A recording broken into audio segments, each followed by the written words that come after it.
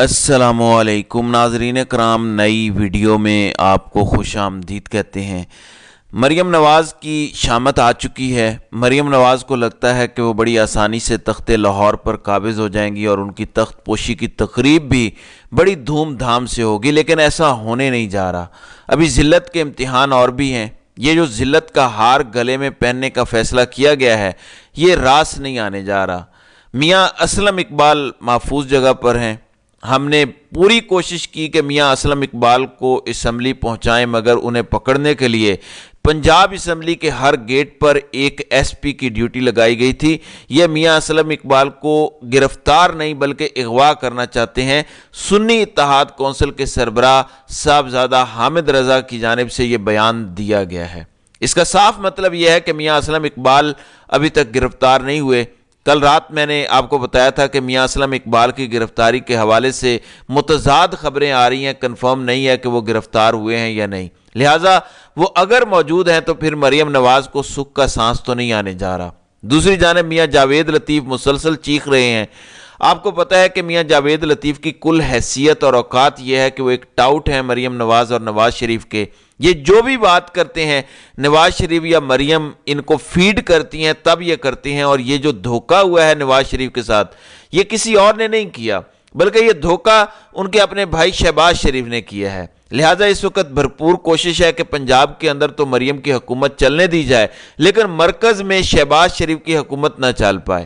بار بار نواز شریف کے کیمپ کے لوگوں نے یہ کہا کہ ہمیں حکومت نہیں لینی چاہیے، ہم نے حکومت نہیں کرنی، ہمارے ساتھ دھوکہ ہوا ہے، ہم راضی نہیں ہیں، لیکن شہباز شریف تو سارا سٹیج اپنے لیے سیٹ کر چکے تھے۔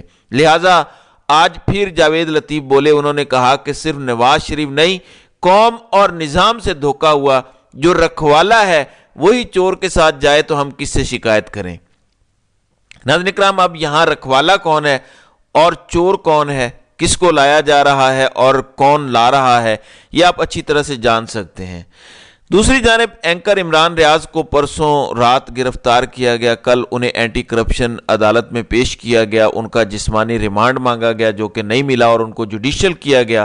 انہوں نے اپنے حق میں بھرپور دلائل دیے۔ آج چانسز تھے کہ عمران ریاض رہا ہو جائیں گے، لیکن ایسا ہو نہیں سکا۔ خبر ہے کہ سینئر صحافی عمران ریاض کی درخواست ضمانت پر سماعت اینٹی کرپشن جج صفدر علی بھٹی نے نوٹس جاری کرتے ہوئے اینٹی کرپشن سے جواب طلب کر لیا۔ عدالت نے سماعت پیر تک ملتوی کر دی۔ درخواست میاں علی اشفاق ایڈوکیٹ اظہر صدیق اور رانا معروف کی وساطت سے دائر کی گئی۔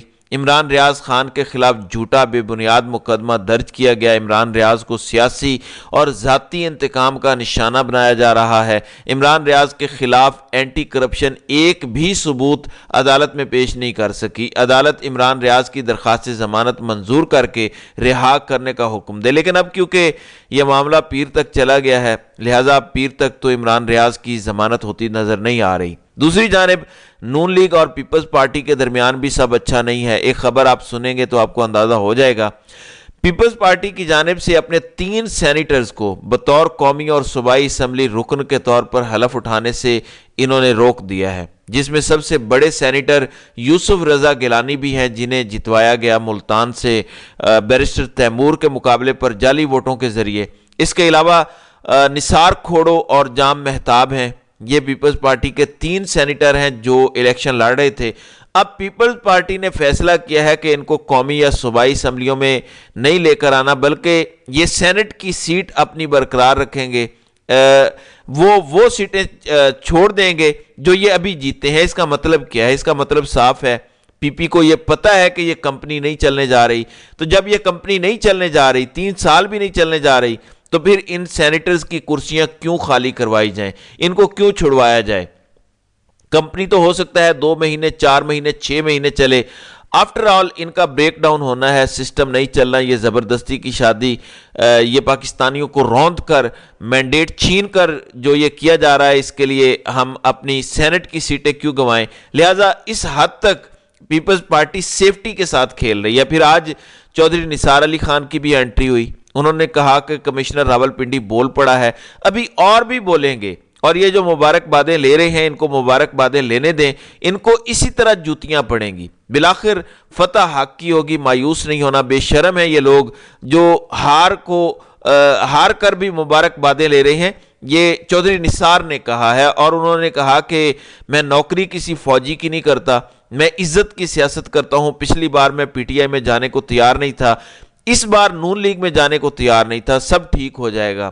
اب فوجی کی بات ہو رہی ہے تو ایک فوجی جرنیل کے حوالے سے سینئر صحافی ہیں شاہد اسلم, جو کہ ایک رپورٹر ہیں, انہوں نے ایک سکینڈل بریک کیا ہے لیفٹیننٹ جنرل عامر کا. جنرل عامر کو آپ جانتے ہیں, یہ کون ہے؟ ایوان صدر میں آصف زرداری کے سابق ملٹری سیکرٹری ہیں.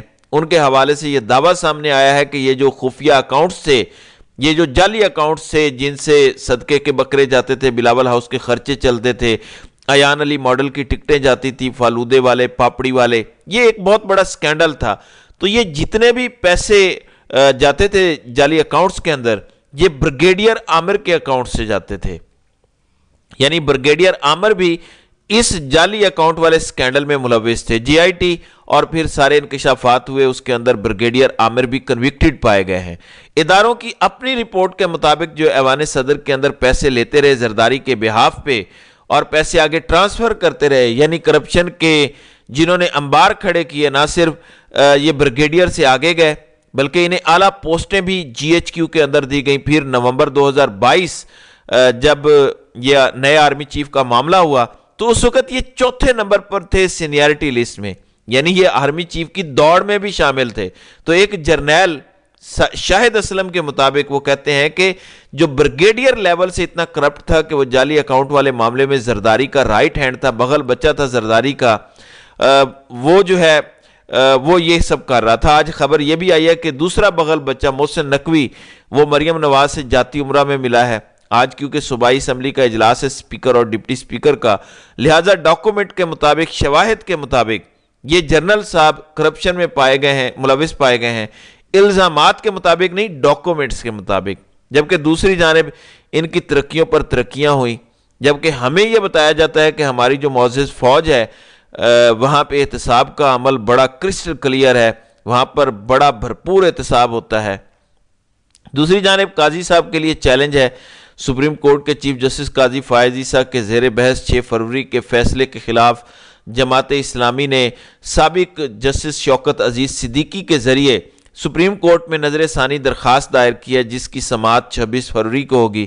جماعت اسلامی, جمعیت علماء اسلام, پنجاب حکومت اور دیگر فریقین اب قاضی صاحب کے خلاف یہ جو احمدیہ کمیونٹی والا فیصلہ آیا ہے اس کے خلاف میدان میں آ چکے ہیں. قاضی صاحب نے پچھلے 1 سال میں ایک ہی صحیح فیصلہ دیا تھا, لیکن اس کے خلاف بھی مولوی جو ہے وہ آگ بھڑکانے کو تیار ہیں. بہرحال اسلام آباد ہائی کورٹ میں عمران خان اور بشرا بی بی کی توشہ خانہ نیب کی سزا کے خلاف اپیل 26 فروری کو سماعت کے لیے مقرر ہو چکی ہے. دوسری جانب آج سندھ اسمبلی کا اجلاس ہے جہاں Rashid Soomro, Jamaat Islami, G D A اور دیگر لوگ احتجاج کر رہے ہیں. سندھ اسمبلی کے باہر وہ احتجاج کرنا چاہتے ہیں. تو اب سندھ میں بھی وہی حال ہو رہا ہے جو پنجاب میں تھا. خواتین کے دوپٹے اتارے جا رہے ہیں, انہیں گھسیٹا جا رہا ہے, لاٹھیاں ماری جا رہی ہیں, گرفتاریاں ہو رہی ہیں, یعنی جو بھی ایک ظالم حکومت کر سکتی ہے سب کچھ ہو رہا ہے. تو راشد سومرو نے کہا جب ہم سپریم کورٹ کے باہر احتجاج کرتے تھے تو بلاول اور مریم ہمارے ساتھ ہوتے تھے, آج ہم دھاندلی کے خلاف احتجاج کر رہے ہیں تو سندھ اسمبلی کے رستے بند کر دیے گئے ہیں. دوسری جانب نون لیگ اور ایم کیو ایم, جن کے حوالے سے میں نے پچھلی ویڈیو میں بھی آپ کو بتایا, ان کے درمیان معاملات ٹھیک نہیں ہے. یہ جنگ گروپ کی اپنی خبر ہے. ان کے مطابق ایم کیو ایم اور نون لیگ میں ڈیڈ لاک بڑھنے لگا. جب نون لیگ اور پیپلز پارٹی کا ایگریمنٹ ہوا, سیٹیں پوری ہونے کے چانسز بڑھے, تو انہوں نے چھٹی کروا دی ایم کیو ایم کی. ایم کیو ایم ایک تو 4 سے 5 وزارتیں مانگتی ہے, 2 آئینی عہدے مانگتی ہے, ایک تو گورنر سندھ کا, اور دوسرا وہ کہتے ہیں کہ ڈپٹی سپیکر بھی پھر ہمارا ہونا چاہیے. اگر سپیکر نہیں بھی ہوتا تو ہمیں بھی اکوموڈیٹ کریں, 4 سے 5 وزارتیں دیں. جبکہ پیپلز پارٹی نے سختی سے منع کیا ہے نون لیگ کو کہ خبردار, اگر آپ نے ایم کیو ایم کو سندھ کی گورنری دی تو پھر ہم آپ کے ساتھ نہیں بیٹھیں گے. اب ایم کیو ایم کو تھوڑی دیر کودے گی ناچے گی, لیکن ان کی کوئی اوقات نہیں ہے. 17 سیٹیں تو دور, یہ ایک سیٹ بھی نہیں جیت سکتے تھے. یہ محض شور مچائیں گے اور بعد میں ایک آدھی وزارت پر یہ خوش بھی ہو جائیں گے. دوسری جانب ذرا نیوٹریلٹی کی اعلیٰ مثال آپ دیکھیے. پبلک نیوز نے یہ دعویٰ کیا ہے کہ انوار الحق کاکڑ پیپلز پارٹی میں شامل ہو کر چیئرمین سینٹ بنیں گے, یعنی یہ اب ان کو جو ہے وہ انعام سے نوازا جائے گا. ایک تو وہ پہلے سینیٹر بنیں گے، پھر اس کے بعد وہ چیئرمین سینٹ بنیں گے، اور وہ بھی پیپلز پارٹی میں۔ تو یہ پاکستان میں جو ہے وہ نظام عدل اور نظام کی جو ہے وہ اوقات ہے، اور یہ نیوٹریلٹی ہے پاکستان کی سیاست کی۔ تو ناظرین اکرام، آپ کی اس ویڈیو کے حوالے سے کیا رائے ہے؟ آپ اپنی رائے کا اظہار کامنٹ سیکشن میں ضرور کیجیے گا۔